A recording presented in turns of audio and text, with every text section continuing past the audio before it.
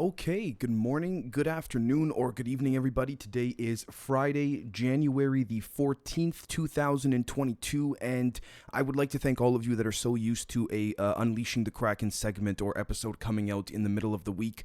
Obviously, it did not come out simply because there were a lot of stories developing at the time that I felt would have been a little bit of a nuisance to sort of report for you folks until there was some more, completion of those stories, which is why I figured it kind of worked out relative to the Ross Coulthard interview dropping. And by the way, thank you so much for that, for the feedback on all of that, whether constructive or just purely positive. I truly appreciative. But with that being said, I figured we would go step by step and basically do a nice roundup of events of the past week that we have not yet covered or have not fully followed up on. So let's jump into it. So first and foremost, I just wanted to start off today's reporting by saying, essentially, reporting a story that in Canada, and I quote, a judge ruled that his visits a Canadian father who has not been vaccinated against COVID has temporarily lost the right to see his 12-year-old child. A judge ruled his visits would not be in the child's, quote, best interest. It followed a request by the father to extend his visiting time during the holidays. The judgment is the first depriving a parent of access rights on immunization grounds, a family law expert told Le Devoir newspaper, end quote, which is an outlet, I believe, if I'm not mistaken, within Canada. Again, I personally fully disagree with that personally. With that being said, I'm not a lawyer, and at the same time, it should not be for me to tell you folks which direction to think, because maybe there's an angle here that I'm missing. With that being said, though, we see this, and then we see the following story, which is that in the province of Quebec, it seems as though everyone's going to have to be vaccinated no matter what. So, again, and this is exactly what would create an opening for organized crime to create the fake QR codes, all of that. So again, I mean, we've seen Jordan Peterson, for example, publicly voice his concerns. I believe he lives in Nashville now, but essentially saying what's happening in Canada is absolutely ridiculous and insane. Again, interestingly enough, compared to the timing of what happened to our neighbors in the United States, where the Supreme Court knocked down in a ruling, I believe 6-3. We'll get to that shortly. The Biden vaccine mandate. So I got to be honest with you folks. This worries me. As a Canadian, seeing this worries me. Now, I want to be clear for YouTube. This is just my opinion, and even for the audience too. Please don't let my opinion persuade you in either direction, folks. Please check out the article, look it up, read, and decide for yourself. The next thing is that a GOP oversight committee has released never-before-seen emails of the NIAID director, Dr. Fauci, showing, and I quote, he may have concealed information about COVID-19 originating from the Wuhan lab and intentionally downplayed the lab leak theory, end quote. Now, it then sends a link to the Republicans' Oversight House Committee.gov website. I want to be honest with you folks. I do believe that this is more than likely to be accurate in my humble perspective.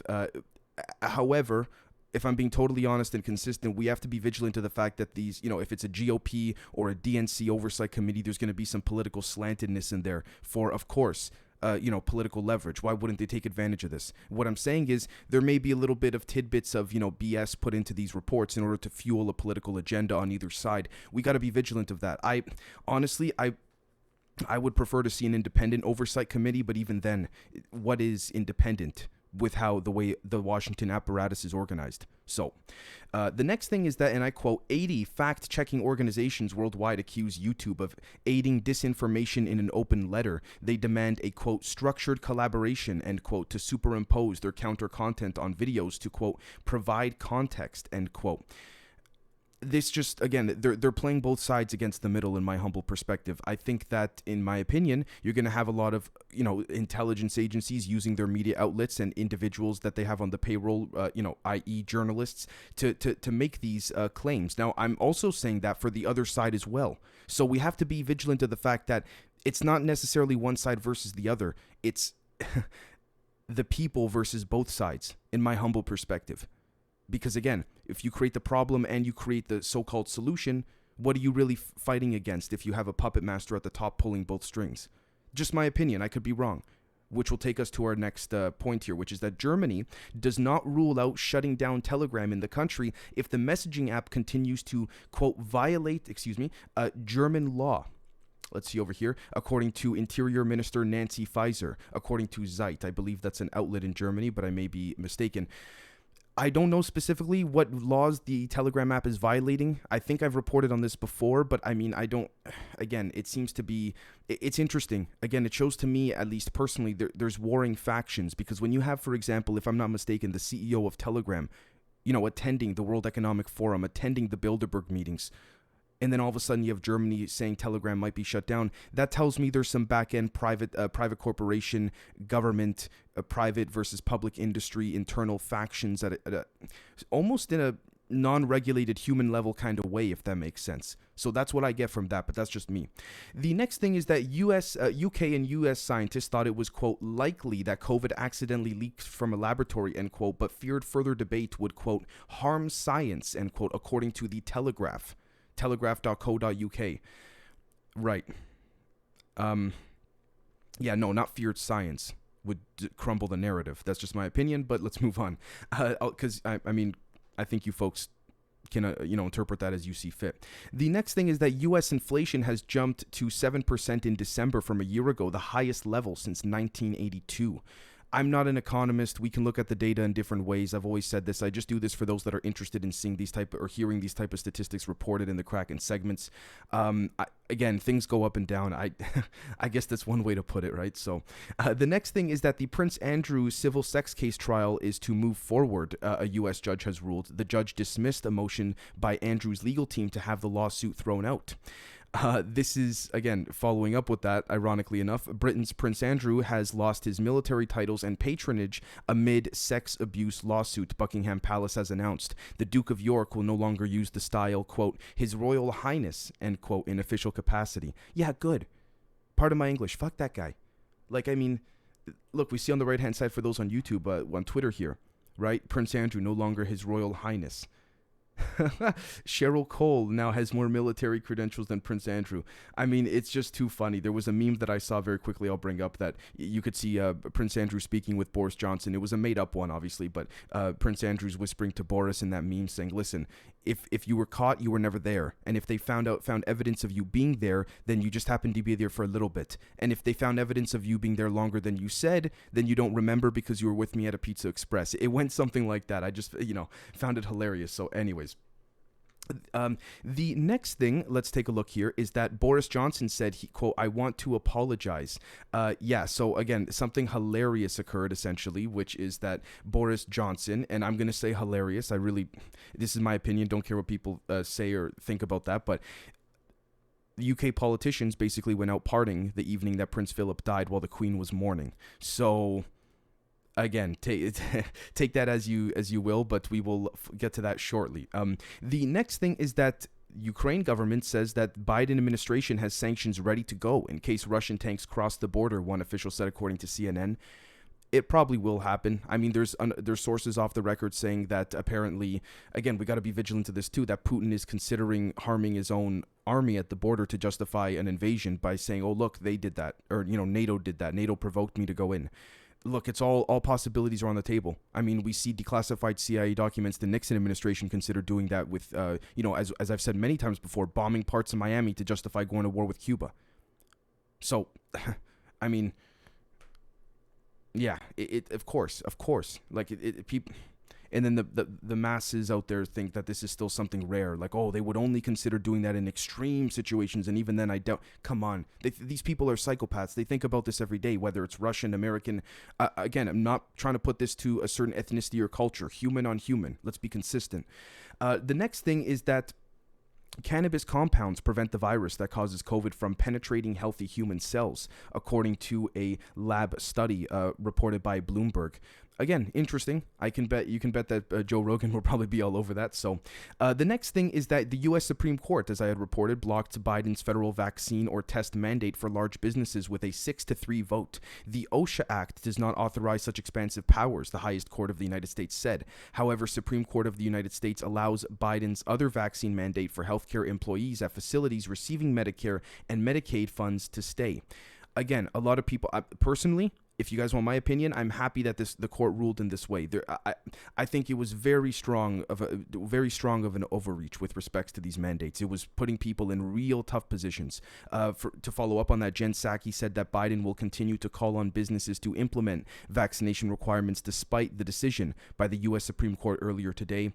I don't know if the Biden administration could appeal it. I think they probably could, but again, I'll be honest with you folks, I'm happy to see that there was a ruling made here that was, again, in my humble perspective, justified. So, the next thing is that, according to Germany, the Welt publisher Stefan Aust says, and I quote, he doesn't think compulsory vaccination makes sense and warns, quote, if you want us to get into real trouble in this society, this is exactly the way to go. End quote. Welt, which translates to the world, is a German national daily newspaper published as a broadsheet by Axel Springer. Look, this is an opinion, and I gotta be honest, just because I agree with this particular opinion of Stefan Aust doesn't mean that I should say, yes, everyone out there listening or watching, this is what you should think. I'm inclined to agree with him, but you all have your own perspective, so please decide for yourself, and I genuinely mean that. The next thing is that China's President Xi Jinping will attend Klaus Schwab's virtual World Economic Forum Davos Agenda event on Monday, communist state media reports, according to the Global Times. Again, I see a multi-pronged implication and sign there when I see President Xi going to visit Klaus Schwab's World Economic Forum Davos agenda. That tells me, at least, that there's not entire disagreements with respects to the European Union, the West, and China overall. Again, it's complicated, and I'm not trying to pretend to say that in a way that I know better than any of you folks. I think a lot of you folks may in fact know better than myself. It's real. It's more than 5D chess. It gets real tough because you have the economic level, the intelligence level. That means so many different things, right? So I don't see this as a good sign in any way, shape, or form. The question is to what level or extent of, I guess you could say, depravity or negative density does President Xi visiting Klaus Schwab's World Economic Forum Davos agenda event mean, right? The next thing is that, according to Yahoo News, USA Today, all of that, Biden just had a, quote, terrible, horrible, no good, very bad day, and it's going to get worse, end quote. Not trying to shit on Biden, but it is true. His administration did take a lot of hits the last few days, and I mean, yeah, I'm just going to leave it at that. So the next thing is that Poland says that 1.8 million data points of military equipment leaked online. The disclosed catalog, quote, does not pose a threat to state security, end quote, and was not obtained by breaching ICT systems, according to the Polish Armed Forces. Okay, assuming that this was, everything's okay and everything's fine and they're telling the truth, and yes, but again, that's assuming they're even telling the truth. To be honest with you folks, we got to be vigilant, not necessarily in a bad way, or maybe not in a good way either, but of what Poland has with respects to its military intelligence data and all of that relative to what it shares with NATO. Quick little side note, I am of the belief, and you'll see why, particularly on the Patreon for those on there, why I think Poland plays a fairly significant part compared to other countries in the extraterrestrial form of disclosure, again, pertaining to that sort of NATO umbrella, but we'll get to that later. The next thing is that Health Minister Lauterbach on the compulsory vaccination in Germany said, quote, it is necessary, it is suitable, and it is moderate. That's why it's necessary to act, end quote. If you want my opinion, folks, I don't know, Mr. Lauterbach. It seems like the people in the streets clearly disagree. So, the next thing is that U.S. retail sales fell by 1.9% in December, well below market expectations, according to data just released. Again, I'm not an economist. Depends how you look at the data. With that being said, too, though, I mean, yeah, like, what do you think? When put left, conservative, liberal views, all that stuff aside, when the elites are milking the working class, where there's almost a point where there's not even a working class, what do you think is going to happen? I mean, it doesn't take, like... Anyways, speaking of which, Nancy Pelosi's son Paul was involved in 5 companies probed by the feds as shocking paper trail connects him to a slew of fraudsters and convicted criminals. This was I believe the story broke according to the Daily Mail. Take that as you will. And I'm not trying to be sarcastic. I mean that. Again, we all know, Nancy Pelosi was asked a handful of days ago, relative to the time I'm recording this episode, about why members of Congress should be able to have family members and conduct insider trading. She was asked something along those lines, and she nervously took a drink of water, from my understanding, and then she went on to say, we believe in a capitalistic free market, just with vague answers. Someone made a good point. Joan Rivers did 1%, if not even a fraction of what Nancy Pelosi's done in terms of criminality. So, again, it's just my opinion. Want to be clear for YouTube because it seems like... Anyways. The next thing is that vaccine dictatorship, in quotes. I want to be clear about that. Many Lebanese refuse the COVID jab. That's what they're chanting. I want to be clear for YouTube so the algorithm doesn't nick me on that. Taking the coronavirus vaccine in Lebanon remains a personal choice despite the country documenting a surging number of daily cases. This is according to Al Jazeera.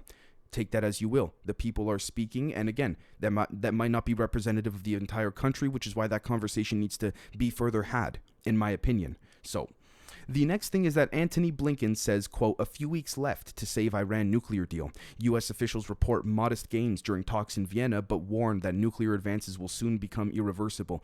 I think I've been consistent in my personal view on this. I think Iran's had nukes for years at this point. I think it's all a show. So, and it's a show, maybe not just for us, but for the ones making the negotiations as well, because it's a show of bluffingness, and these meetings are bluffing to see to what extent their nuclear capabilities have reached. I don't know. That's just my opinion. I could be very wrong.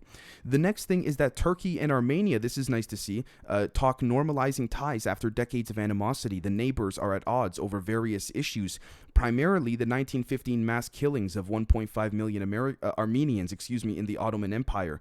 Right. I'm going to be honest. I've come across and met some very nice Turkish and Armenian individuals who have truthfully passionate views, and I understand both sides regarding this. I don't want to comment, guys, and it's not because I'm trying to not walk on eggshells, or because I'm trying to walk on eggshells, but more so because I don't have family there. I don't necessarily know enough of what's going on the ground to comment. I encourage you folks, to anyone here listening on YouTube, if you want to comment below to maybe explain the situation more clearly. Again, collective citizen journalism, as they say. That's what I personally encourage, because I can't, it's not fair for me to take a stance by just reading some articles, right? So the next thing is that 2 civilians have been wounded. Oh, by the way, when Antony Blinken says only a few weeks left to save Iran nuclear deal, going back to the previous point very quickly, I don't believe a word that guy says. So again, it could mean anything to me. The next thing is that 2 civilians wounded in a rocket attack on Baghdad's Green Zone. 2 civilians wounded as a rocket strikes a residential complex near U.S. Embassy in Baghdad, Iraqi officials say. I gotta say, Iraq, Afghanistan, Libya, Syria, this whole thing, what's going on there? Does it have to do with ET tech? Does it have to do with oil? A little bit of everything, the intelligence community? I mean, it's either we get out, or we, and when I say we, I mean respective to that of the West and its allies. We get out, or we stay in. Like, I mean, to me, it's very simple with respects to, again, I know this has to do with the rocket strike, but you see how it mentions a complex near a U.S. embassy in Baghdad? I mean, is it even beneficial to have that U.S. embassy there? Is the U.S. embassy causing the rocket strikes? And I'm not trying to side with the people who shot the rockets. I'm not saying that at all. I want to be very clear about that. But, I mean, holy crap. Like, what progress has been made in Afghanistan, Iraq? Again, going back to the point of, like, when the Taliban took over, my views kind of fall in that same line of thinking, unless I'm missing context here. Again, the only people that suffer are the innocent ones. Look, 2 civilians wounded in a rocket attack. They're the only ones that suffer. And then now then we have that debate about should their embassy even be there, right? The next thing is that Sudan security forces have fired tear gas at anti-coup protesters. A protester and a security officer have been killed as protests continue against the October 25th military coup. Again, it's conflicting sides, and unless we're on the ground there, and this is not even factoring in all the different countries that probably have, more than likely, almost with certainty, their intelligence agents in there. I mean, I'm not trying to downplay this. There could be worse things other than tear gas, but at the same time, tear gas should not be fired. I mean, presuming these protesters are peaceful, but at the same time, I'm not advocating for violence, but I can also understand the frustration if again, it's tough, guys. See, this whole thing with Sudan and Kazakhstan and Myanmar, all that, it seems like, to me, I see broad picture, it's a shaping operation of some kind. By who, I don't know. Human or not, I don't know. Maybe a bit of both, but I see a shaping operation of some sorts. I could be wrong, though. The next thing is that Kazakhstan unrest highlights tricky terrain of fuel subsidy cuts. From France to Ecuador, Pakistan to Iran, and Zimbabwe to Lebanon, mass agitations over the past 3 years have revealed the tricky terrain that governments tread as they try to let the market determine energy prices without triggering mass uprisings. Excuse me, yeah, that'll do it. I mean, that'll do it. Again, you know what solves this? Free energy. So that no one has to worry. But again, that's a long shot sort of wish. But if we're talking true solutions, the next thing is that UAE's Ajman warns of penalties for repeated coronavirus infections. Federal employees in the emirate, of Ajman will not receive paid sick leave if they are exposed to COVID twice. Again, I got to be consistent and fair. Presuming the people are okay with this of Ajman, so be it. And if they're not, then a little bit different, because we know the UAE has a certain, again, no disrespect to the people of UAE. I know a lot of people from UAE, very beautiful, great people, but the leadership, again. And you see, by the way, guys, I see how I have to say this about almost every country, the disconnect between the people of a country and its leaders. You know, and I'm not asking this to anyone in general, but how did we as a human species let this go so far? Let that disconnect go, right? The next thing is that Nigerians react with joy and resolve to lifting of the Twitter ban. Authorities lift the months-long suspension on the social media giant's operations after Twitter agrees to meet the conditions of the Nigerian government, from my understanding.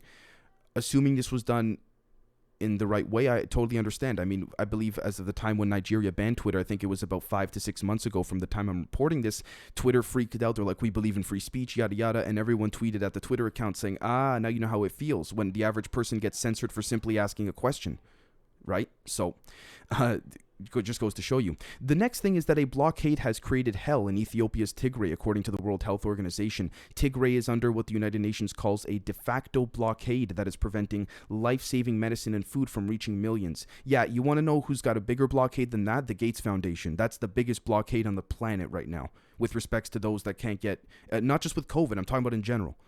They're also part, I would dare to say, of the cover-up of free energy. To what extent, I don't know, but I would dare to argue that, in my humble opinion. So this whole WHO, don't give me that crap with the WHO. Those on the inside, they know what they're doing. It's a theater. Give me a break, in my opinion. The next thing is that thousands of Hindus take holy dip in India, defying COVID surge. Tens of thousands bathe in the frigid waters of the Ganges River in northern India, despite rising COVID infections. Okay, again, what, the people can't do what they want? This is just my perspective. Sorry to get passionate, but if they want to do what they want and take the chance of getting sick, let them do it. This is just my opinion. I could be very wrong here. But the next thing is that United Nations chief warns millions of Afghans are on the verge of death. Antonio Guterres pleads with the U.S. And the World Bank to unfreeze Afghanistan's funds to avert an economic and social collapse. Again, this is what I mean, Middle East, when I meant before, Iraq, Syria, Libya, the whole thing. The next thing is that, go figure, BlackRock hits a record $10 trillion in assets under management. A surge in its fourth quarter flows to BlackRock's exchange-traded funds helped the firm become the first asset manager to hit the $10 trillion milestone. 10 trillion in US dollars, from my understanding. You see, just these last 2 points of what I've been reporting. You see the disconnect between this?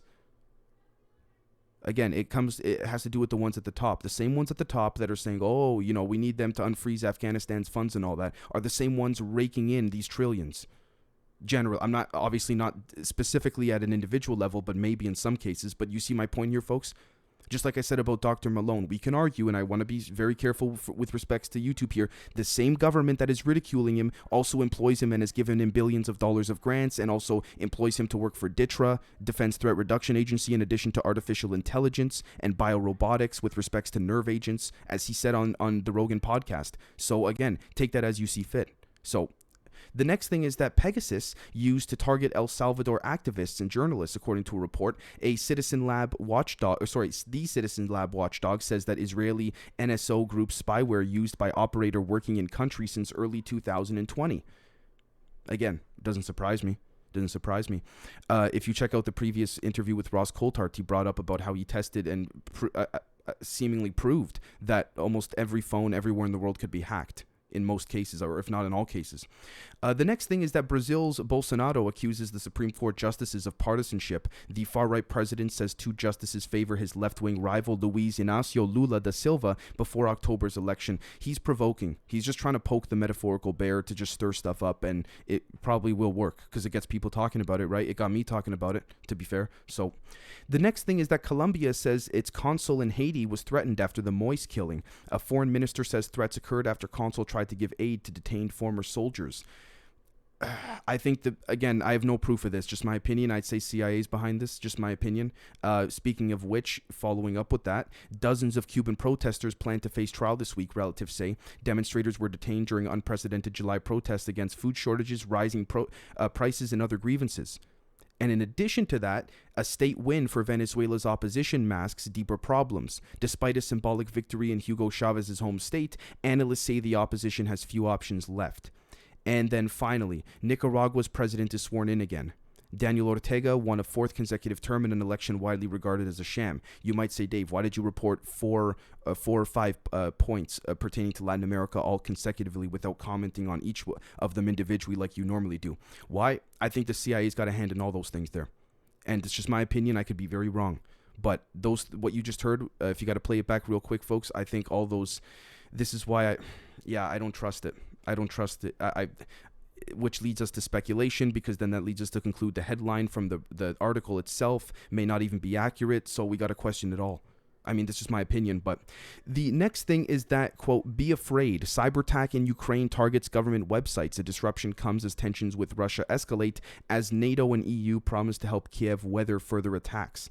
Again, yeah, very possible, but very possible this was done by an intelligence agency to, then put out to the public to prepare for some type of battle. Speaking of which, I believe that Putin is also considering deploying soldiers to Latin America as well. So that's also interesting too. Again, tit for tat, the U.S. thinks that he's strictly bluffing, but again, that's iffy. He might do it. I don't know. Obviously, I'm not on the inside at all, but I personally look in the eyes of a guy like Putin, and he's the type to call a bluff from time to time, let's just say. And I'm not trying to say that in a way of, we all have to fear him. Not at all. But at the same time, we got to be vigilant. The guy's not... he's not exactly a spring chicken either, let's say.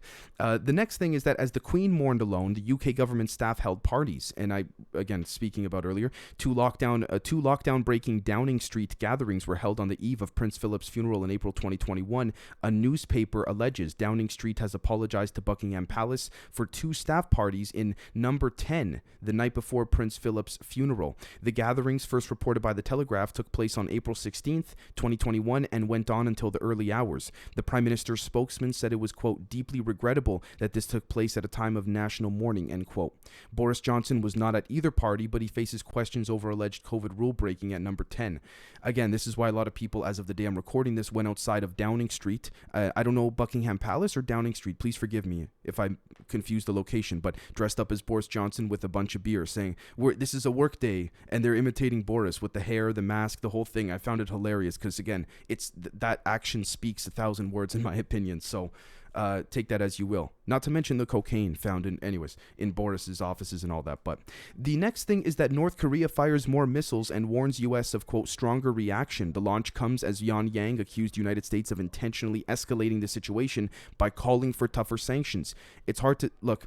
It's a tit for tat chess game. There's a few different things here going on with North Korea specifically that I think North Korea plays a significant part in whatever overarching agendas attempted to be disseminated by the Western and its allied intelligence agencies. But even then, the allies may not even